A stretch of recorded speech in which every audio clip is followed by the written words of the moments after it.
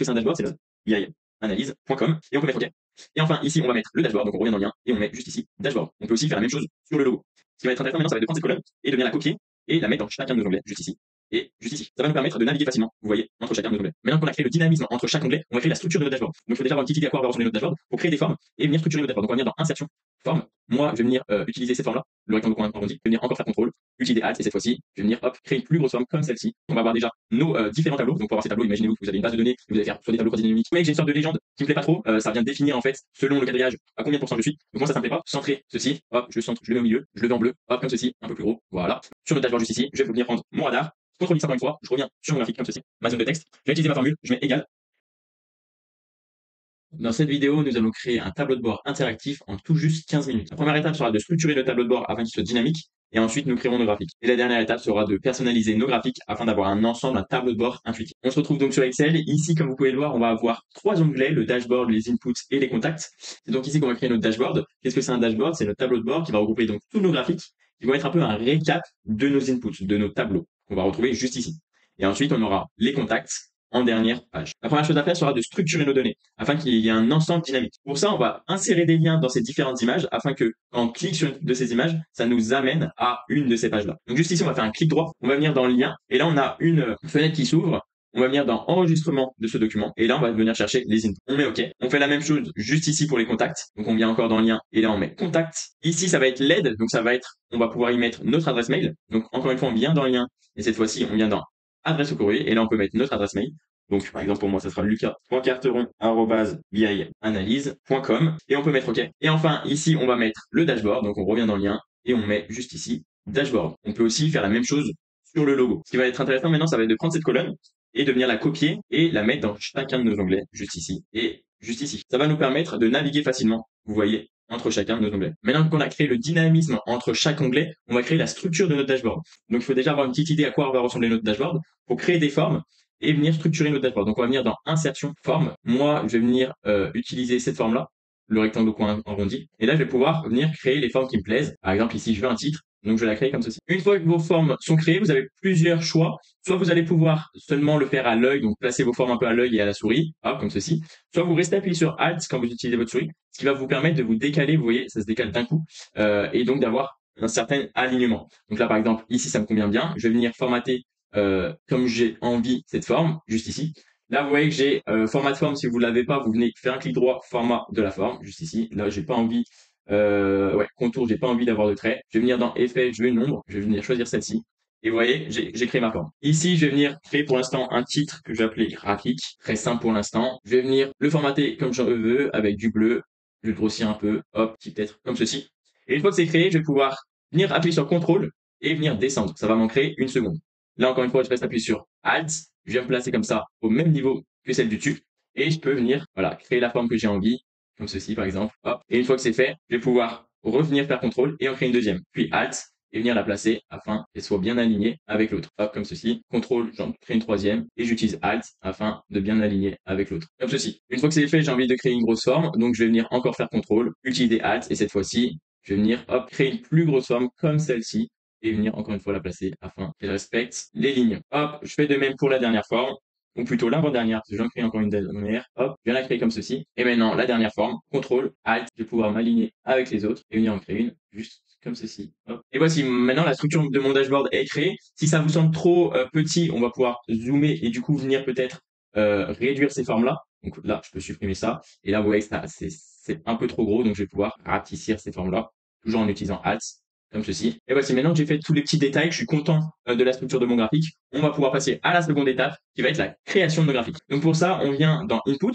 et vous voyez qu'on va avoir déjà nos différents tableaux. Donc pour avoir ces tableaux, imaginez-vous que vous avez une base de données, et vous allez faire soit des tableaux quasi-dynamiques, soit des formules pour récupérer les chiffres, les KPI qui vous intéressent. Donc on va pouvoir maintenant créer nos graphiques. Donc je vais venir par exemple sur ce tableau-là, je vais faire CTRL A, ça va venir sélectionner tout mon tableau. Et là, je peux venir dans Insertion, venir faire la petite flèche ici, et là, je vais avoir accès à tous mes graphiques. Moi, ce qui m'intéresse, par exemple, ici, ça va être un graphique en radar. Je vais pouvoir mettre OK. Et voici, on va pouvoir modifier très rapidement ce graphique-là, par exemple, en venant supprimer ici mon titre. Il est possible aussi de le supprimer grâce à ces boutons-là. Ici, vous voyez que j'ai une sorte de légende qui me plaît pas trop. Ça vient définir, en fait, selon le quadrillage, à combien de pourcents je suis. Donc moi, ça me plaît pas, supprimer. Et pour avoir les pourcentages, vous voyez qu'on les retrouve directement à côté de la légende ici. Pourquoi? Parce que j'ai utilisé une formule sur ces données-là afin de venir récupérer ce score-là. En fait, ici, j'ai utilisé la formule concate, donc pour concaténer nos données. Donc si vous connaissez pas cette formule, je vous invite à cliquer sur la vidéo qui s'affiche, où je parle de différentes formules, dont celle-là. Donc là, vous voyez que je viens concaténer vitesse avec mon score ici, fois 100, parce que là, il est en pourcentage, mais en fait, c'est 0,54. Donc en le multipliant à 100, je vais avoir moins 54. Puis après, je rajoute mon pourcentage. Et je l'ai fait pareil ici avec qualité, etc., etc. Donc là, ça me permet d'avoir directement mon pourcentage à côté de ma légende, ce qui est beaucoup plus propre. Maintenant que ce graphique il est créé, je vais pouvoir en créer un deuxième, juste ici. On fait CTRL A, on revient ici dans insertion et on va créer le graphique. Ici, ce qui nous intéresse, ça va être de créer une carte. Donc, on va pouvoir venir directement ici, carte. Et vous voyez, ici, vous aurez peut-être, avant de pouvoir créer une carte, vous devez peut-être accepter une condition. Donc, vous appuyez sur j'accepte. Ici, je fais comme tout à l'heure, je supprime mon titre et nous avons notre graphique en carte. On fait de même sur ce graphique, on met CTRL A, on vient sur insertion, graphique recommandé. Ça va nous créer le graphique le plus recommandé. OK, je mets OK juste ici. Et là, on va venir, comme tout à l'heure, venir supprimer notre titre. On voit ici que nos courbes vont commencer aux alentours entre 150 et 200. Donc, tout ce qui est en dessous de 150, ça ne nous intéresse pas. Donc, on va pouvoir venir cliquer ici sur un clic droit, mise en forme de l'axe. Et là, on va pouvoir dire le minimum, je ne le veux pas à 0, mais plutôt à 180, par exemple. On met OK. Et vous voyez que ça va zoomer sur notre graphique, ce qui est beaucoup plus intéressant. Maintenant que ce graphique est créé, on va venir sur ces trois différents tableaux. Ici, ce qui m'intéresse, ça va être seulement le pourcentage. Je vais venir encore une fois sur insertion. Je vais venir créer le graphique qui m'intéresse en anneau. Hop, je vais venir enlever encore une fois notre titre. Là, on a différentes solutions. Soit on va venir mettre nos étiquettes comme ceci. Mais moi, le 15%, il m'intéresse pas. C'est seulement 85% qui m'intéresse. Donc, je pourrais bien sûr venir l'afficher comme j'en ai envie, mais j'ai une autre solution. Donc, je vais venir enlever les étiquettes comme ceci. Et je vais venir, alors, réduire déjà ça, enlever la légende. Hop, et je vais venir ajouter une forme. Donc là, je reviens sur insertion. Je viens dans forme. Hop, je crée mon rectangle. Je viens de créer comme ceci au milieu. Une fois que mon rectangle est créé, je vais venir y mettre une formule. Donc là, je vais dans barre de formule, je mets égal. Je vais venir récupérer mon 85%. Je vais OK. Je vais venir formater ce rectangle-là. Donc là, moi, je veux pas de remplissage. Hop, je mets aucun remplissage. Pareil, je ne veux pas de contour. Je mets aucun sans contour. Je vais venir, bien sûr, centrer ceci. Hop, je le centre, je le mets au milieu. Je le veux en bleu. Hop, comme ceci, un peu plus gros. Voilà. Maintenant que ma légende est bien placée, j'aimerais venir épaissir un peu mon graphique. Donc, je vais faire un clic droit. Hop, comme ceci. Là, vous voyez qu'il y a l'épaisseur. Je vais enlever, par exemple, je vais mettre 65. Parce qu'en fait, c'est l'épaisseur du rond. Je mets OK, et là ça me plaît un peu plus. Le 85, je le veux peut-être à peine plus gros, comme ceci. Et maintenant que ça me plaît bien, je fais CTRL, et je vais venir en créer un deuxième comme ceci, sauf que maintenant, le 85%, j'ai envie que ça soit mon 89, donc c'est G. Je mets G à la place, je mets OK. Là, vous voyez, ça va venir enlever toute ma mise en forme, donc je peux venir cliquer sur mon 85%, utiliser mon petit pinceau, et venir cliquer ici pour avoir la même mise en page, et je refais pareil. Petite pause dans la vidéo, je voudrais me présenter pour les personnes qui ne me connaissent pas. Je m'appelle Lucas, je suis passionné de BI, et j'ai créé mon entreprise BI Analyse pour accompagner des entrepreneurs dans leur gestion de données. J'ai créé pour ça des outils Excel ou Power BI pour venir gérer les données des entrepreneurs, les optimiser, réussir à trouver des points d'amélioration et surtout réussir à économiser pas mal d'argent en voyant où on perd de l'argent inutilement. Voilà, je vous embête pas plus, toutes les informations sont en description si vous êtes intéressé. On reprend la vidéo. Et voici, tous les graphiques sont créés, donc on va passer à la troisième étape, la personnalisation sur le tableau de bord. Donc on va venir par exemple sélectionner notre map juste ici, CTRL X, on va venir sur mon dashboard et on va la mettre juste ici. Donc moi, ce qui m'intéresse, ça va être la mettre tout en longueur juste ici. Donc là, ce qui nous intéresse, ça va être de la personnaliser. On va faire un clic droit, format, juste ici. Hop, on va se décaler un peu. J'ai pas envie d'avoir de bordure, j'ai pas envie d'avoir de remplissage. Voici. Je vais venir la placer comme ceci. Voici. Maintenant, vous voyez que mon graphique, il est un peu sur le côté, il est pas vraiment comme j'en ai envie. Bah, je peux venir cliquer, faire un clic droit sur ma légende. Et là, je peux venir décocher, afficher la légende sans recouvrir le graphique. Moi, ça me dérange pas qu'elle vient recouvrir. Vous voyez, c'est pas dérangeant. Et là, mon graphique, il a la place à peu près que j'ai envie. Je vais peut-être venir à peine le diminuer comme ceci. Et voici. Maintenant que mon graphique est bien placé, et qui me convient, je vais pouvoir renommer mon titre. Je vais appeler ça par exemple CA par pays. Et là, je peux mettre 2024 par exemple, comme ceci. Donc là, vous venez le renommer comme vous en avez envie. Et on va passer à un second graphique. On revient sur notre dashboard juste ici. Je vais venir prendre mon radar. CTRL X encore une fois. Je reviens sur mon graphique comme ceci. CTRL V. Et là, je vais venir le placer juste ici. Donc encore une fois, je vais demander pas de remplissage, pas de bordure. Hop, afin de le placer comme j'en ai envie. Donc là, on va pouvoir le réduire un peu, le placer, le centrer à peu près, comme ceci. Je vais venir le renommer en satisfaction client, hop, comme ceci, et je vais pouvoir passer au gros graphique avec nos courbes. Donc, je vais venir encore une fois faire mon CTRL X, revenir sur mon dashboard, mon CTRL V, et là, je vais pouvoir le placer comme j'en ai envie, comme ceci par exemple. Hop. Une fois que vous l'avez placé où vous vouliez, vous pouvez venir chercher le style qui vous convient, vous voyez juste ici, ou alors venir directement dans création du graphique, vous allez avoir des styles prédéfinis ici, par exemple celui-là, il me va bien. Ensuite, j'ai envie de modifier un peu mes courbes, et ben je vais venir ici par exemple, et venir modifier les marques par exemple. Donc, non, la courbe, je la veux par exemple en rouge au lieu du orange. Hop, je peux la mettre en rouge. Donc maintenant que j'ai mis du rouge, on peut venir dans marque.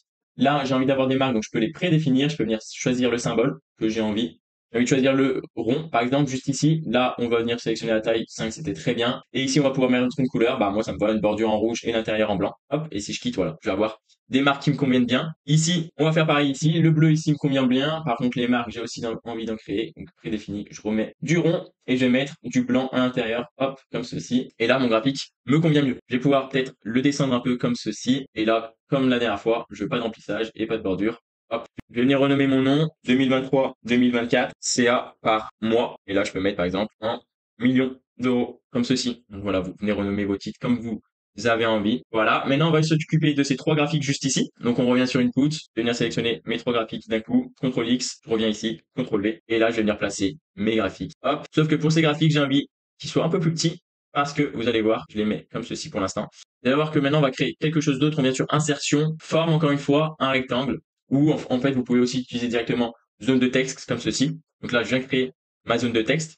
Je vais utiliser ma formule, je mets égal. Moi, ce qui m'intéresse ici maintenant, ça va être mon actuel. Je mets OK et j'ai ma zone de texte prédéfinie. Je vais venir augmenter un peu la taille juste ici. Hop, j'augmente un peu la taille en 16, ça me va bien, même 18. Hop, juste comme ceci. Je centre, je mets la couleur que j'ai envie. Je mets en gras par exemple, je vais même encore augmenter, voilà, 28, ça me va bien. Je vais venir le placer comme ceci. J'ai envie d'avoir ici pas de remplissage et pas de bordure. Hop, comme ceci, sans contour. Maintenant que c'est fait, on va pouvoir faire pareil, contrôle, mettre la même chose ici et contrôle, mettre la même chose ici. Ici, on va venir sélectionner ce qu'on a en G. On refait pareil que tout à l'heure. On vient ici, on utilise le petit pinceau comme cela. Et ici, ce qu'on a en J, hop, on met OK. Je vais venir utiliser le petit pinceau encore une fois, comme ceci. Voilà. Maintenant que ça c'est fait, on va pouvoir utiliser ce graphique-là, faire de même. Hop, on vient ici, j'ai pas envie d'avoir de remplissage, pas envie d'avoir de traits. Hop, je le place où j'en ai envie, peut-être un peu plus gros. Comme cela, les couleurs me conviennent peut-être pas. Je vais venir changer ces couleurs-là. Là, par exemple, je veux du bleu clair. Hop, ici du bleu à peine plus foncé, en venant sélectionner ce bleu-là. Parfait, là ça me convient beaucoup mieux. Et on va faire pareil pour les autres. Et voilà, si vous voulez avoir exactement la même taille pour chaque graphique, vous pouvez venir cliquer, hop, comme ceci, et là vous avez les dimensions dans taille. Et voilà, vous avez les dimensions dans taille. Donc ça c'est assez pratique pour avoir la même taille. Maintenant on va pouvoir renommer chacun de nos graphiques. Donc ici c'est le CA, ici c'est le bénéfice, et enfin hop, la clientèle, comme ceci. On a quasiment fini, on va pouvoir renommer ici notre dashboard, donc dashboard de vente Amérique du Sud, par exemple. Hop, on va pouvoir mettre 2024, comme ceci. Et là, par exemple, on va pouvoir mettre un sous-titre. Hop, on va le mettre en gris, par exemple. J'ai envie d'écrire, par exemple ici, chiffre en millions d'euros. Hop, comme ceci. Alors là, c'est peut-être pas assez foncé. On va venir mettre un gris un peu plus foncé.